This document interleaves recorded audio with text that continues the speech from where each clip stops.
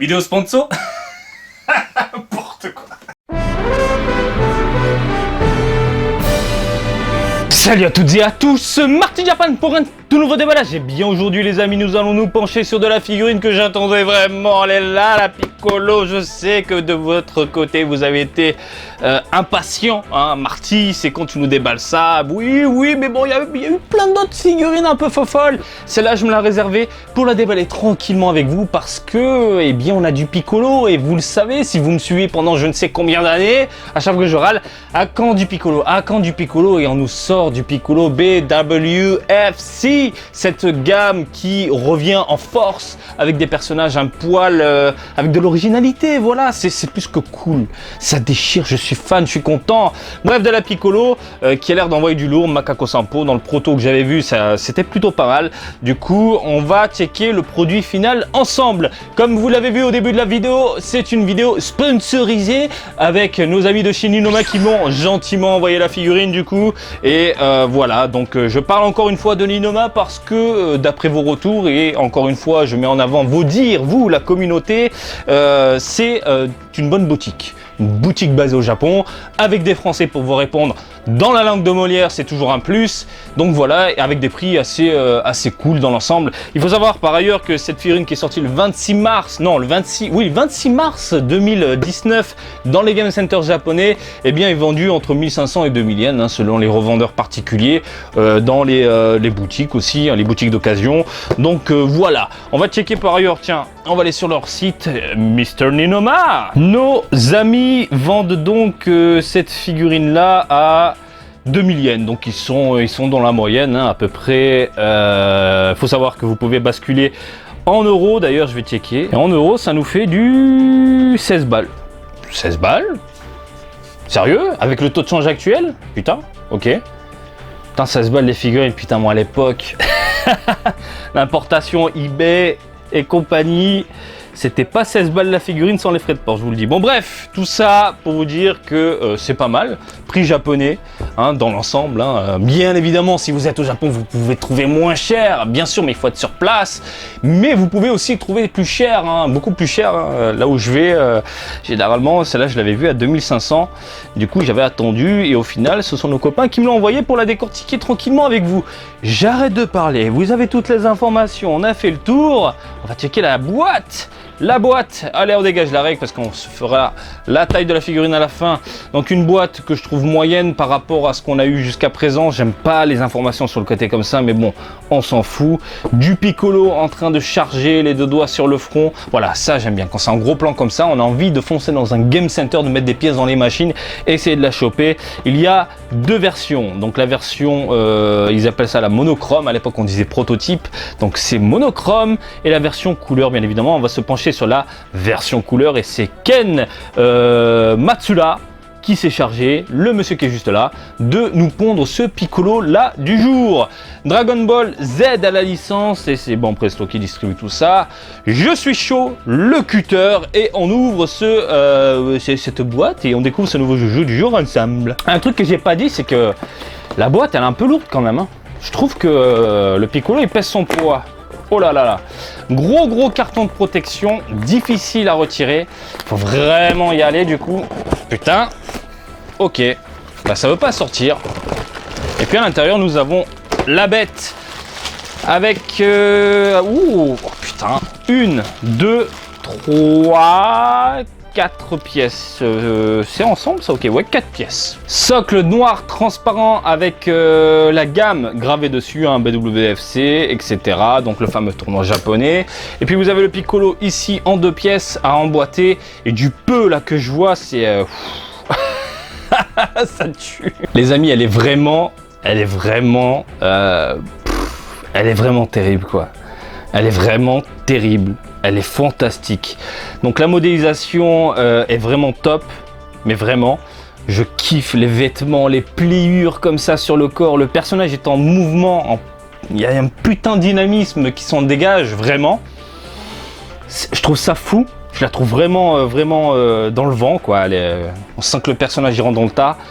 Puis putain, le rendu comme ça, vraiment super. Limite, limite elle est beaucoup plus propre que le prototype, parce que le proto, je pense qu'il n'était pas terminé, du moins du peu que j'en avais vu. J'avais trouvé ça bien, mais pas excellent. Là, on attelle l'excellence et je suis content. Je suis vraiment content du résultat, parce que j'avais peur. On parle souvent de produit final, et le produit final, c'est souvent tout ou rien, pile ou face. Soit ça va pas. Et là, je suis vraiment très très fan. Donc, putain, les chaussures magnifiques, modélisation top.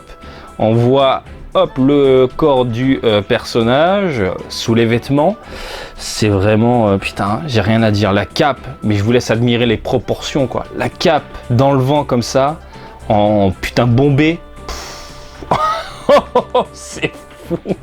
C'est complètement dingue. On va parler des couleurs. C'est ce qui me... Enfin, les couleurs sont en train de m'exploser la gueule tellement c'est bien pensé. Déjà, on a du mat. Pour moi, ça, c'est 20 sur 20. Ensuite, les couleurs, tout est pensé pour t'en mettre plein la gueule. Donc, au niveau du genou, on a un petit côté brillant, pas brillant, pardon, on a un petit côté léger, une couleur légère qui tire ensuite vers un violet un peu plus foncé, donc sur le côté, hein, vous le voyez de toute façon, voilà, c'est propre, tac, comme ça, magnifique. Les bottes, c'est pas des bottes, mais ces putains de pantoufles là, ces pantoufles marron, c'est trop bien réalisé. Je ne sais pas comment l'exprimer, mais la peinture est tellement bien faite, on a l'impression d'avoir une autre matière sous les yeux, quoi. Ok, de ce côté-là, je suis vraiment amoureux du truc, quoi. Le problème pour moi, c'est au niveau de la peau. Ils se sont pas fait chier. On a du vert, on a du rose, on a du rouge et basta. Il aurait fallu peut-être, je pense, je sais pas, des petites nuances légères au niveau de la peau, mais vraiment toutes légères, pas forcément un truc qui t'en mette plein la gueule, mais juste un petit peu pour que ce soit en phase et en adéquation avec les vêtements qui sont très bien réalisés. Encore une fois, les couleurs sont top, et au niveau de la ceinture, mais ça c'est ouf, quoi. On a du noir à l'arrière, donc c'est dans l'ombre, du coup on le voit pas, magnifique. Le devant, on a du bleu. En fait, c'est comme si on nous projetait une lumière sur sa gueule, sur son corps en avant, et que du coup à l'arrière, eh bien, ça se voyait pas. Donc on est dans l'ombre, dans la pénombre, dans l'obscurité. Et putain, je kiffe, quoi. Je kiffe. Le regard déterminé, les deux doigts sur le front. Le Macaco Sampo va faire mal. Il va faire hyper mal. Le chapeau extrêmement bien modélisé, extrêmement bien réalisé. Putain, je vous le dis, à la base, j'avais peur parce que j'avais vu quelques photos, je m'étais dit c'est pas terrible, c'est pas terrible, et du coup j'ai même envie de vous dire que je la préfère au Goku Army qu'on a vu il y a pas très longtemps. Vous savez, avec le Goku avec le Nyoibo derrière, les mains comme ça, le côté Army de Nakazawa, hein, qui est vraiment très belle, mais pour moi elle est supérieure, celle-là. Elle est beaucoup, elle est au-dessus, parce que d'une, on a du Piccolo, de deux, on a du Piccolo dynamique, on a une réalisation, pardon, j'en perds mes mots tellement je suis perturbé, excellente dans l'ensemble, de belles couleurs, pas de brillant dégueulasse, de peinture de plastique vieillot, merdique, qu'on peut le voir sur d'autres figurines, donc on a un aspect mat, putain, bravo. Bravo. Je suis conquis, mais complètement, quoi. Putain, bon presto, des bisous, des câlins, je suis extrêmement fan. Bon bref, j'arrête de parler, écoutez les amis, on va s'emboîter ça, ou quand on commence, j'en sais rien, il n'y a pas de trou, ok, on le fout. Putain, non, ils l'ont caché sous la cape, du coup ça c'est... Putain, c'est bien pensé. C'est bien pensé. Alors pour ceux qui ne savent pas, généralement, le trou se trouve au niveau du fion. Hein, on balance le truc, on met dedans, voilà, etc. Sauf que là, ils l'ont caché dans la cape. Ah, au final, c'est pas si top que ça. Attendez, regardez, je reviens sur mes dires concernant la tige, qu'on voit un peu trop du coup, parce qu'on a du noir et du blanc. Du coup, ça se voit, mais à 1 milliard de kilomètres. Je pensais que la figurine allait être de face, sur le, enfin, bien cachée du coup, avec une tige bien cachée sur le côté, mais en fait, non, on la voit bien, quoi.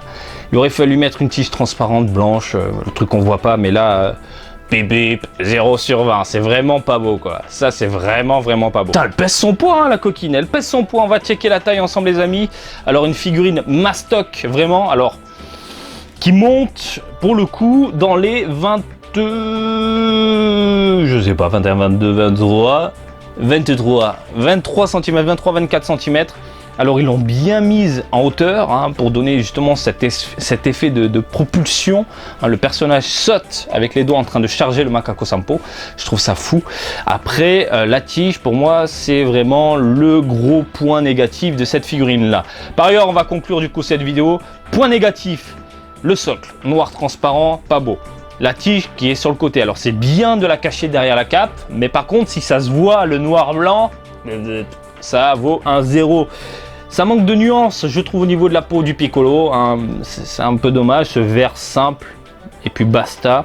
Après, les points négatifs, figurine dynamique, pose qui tue, personnage qui tue, couleur qui tue, un rendu top, les pantoufles fantastiques, la cape géniale, ça défonce. Putain, même les oreilles sont bien modélisées en pointe comme ça, magnifique. Le point serré, c'est top, c'est fantastique. Je suis vraiment fan.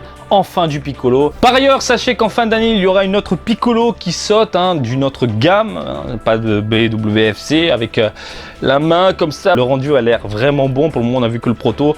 Mais pour le moment, si vous voulez du Piccolo, bien évidemment, je vous recommande celle-ci. Si vous êtes fan du Piccolo, bien évidemment, je vous oriente vers ce joujou-là.